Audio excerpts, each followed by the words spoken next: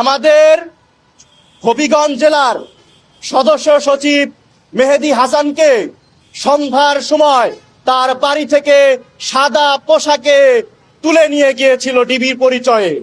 আমরা দেখতে পেয়েছি যে স্বৈরাচার সরকারের পতন হলেও যেই স্বৈরাচারী আচরণ এই পুলিশের মধ্যে ছিল, সেই স্বৈরাচারী আচরণ কিন্তু এখনো বিদ্যমান রয়েছে।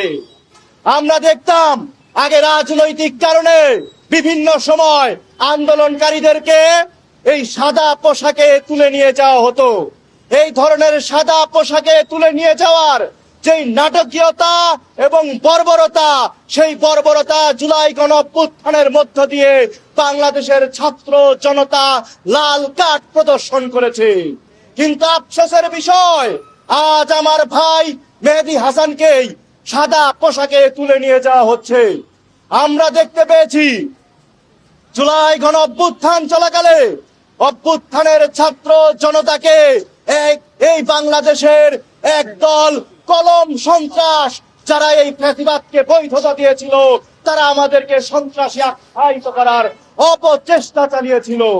আমরা দেখতে পেয়েছি এই কলম সন্ত্রাসীদের, এই তথাকথিত ফ্যাসিবাদের এনবেলার বুদ্ধিজীবীদের কোন বিচার বাংলাদেশে এখন পর্যন্ত হয় নাই।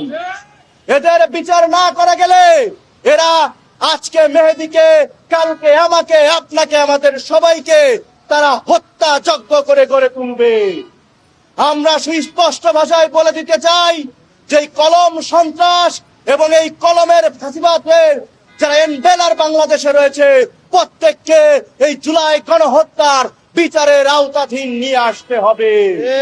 আমরা স্পষ্ট ভাষায় বলতে চাই, আজকে যে আমাদের সদস্য সচিব, হবিগঞ্জ জেলার সদস্য সচিবকে গ্রেফতার করে, এটাকে এক ধরনের প্রশাসনের মধ্যে, পুলিশের মধ্য থেকে একদল গোষ্ঠী এখনো রয়ে গেছে, যাদের বিচার এই ইন্টারিম গভর্নমেন্ট করতে পারে নাই। তারা নির্বাচনকে বানচাল করার অসৎ উদ্দেশ্যে নেমেছে।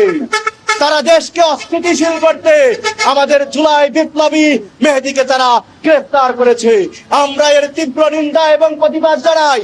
আমরা দেখতে পেয়েছি সন্ধ্যার পর থেকে প্রশাসন বিভিন্ন সময় বিভিন্ন ভাবে তাল বাহানা করে ঘন্টার পর ঘন্টা তারা আমাদের নষ্ট করেছে।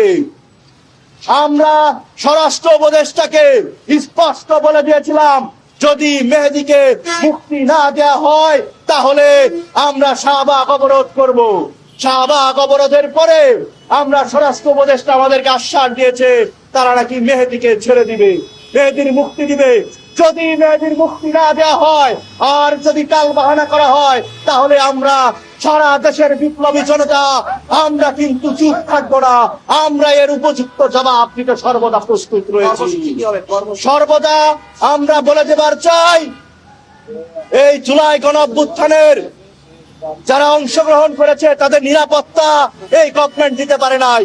আমরা দেখতে পেয়েছি হাদির হত্যাকারীদেরকে এই ইন্টারিম গভর্নমেন্ট সরকার হাদির হত্যাকারীদেরকে করতে পারে না, কিন্তু দেখা যায় যে আমার এই জুলাই বিপ্লবীদেরকে তারা অ্যারেস্ট করতে পারে।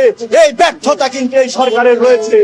সর্বোপরি আমরা বলে দিতে চাই, আমাদের পুরো বাংলাদেশের জুলাই জনতার সার্বিক নিরাপত্তা নিশ্চিত করতে হবে।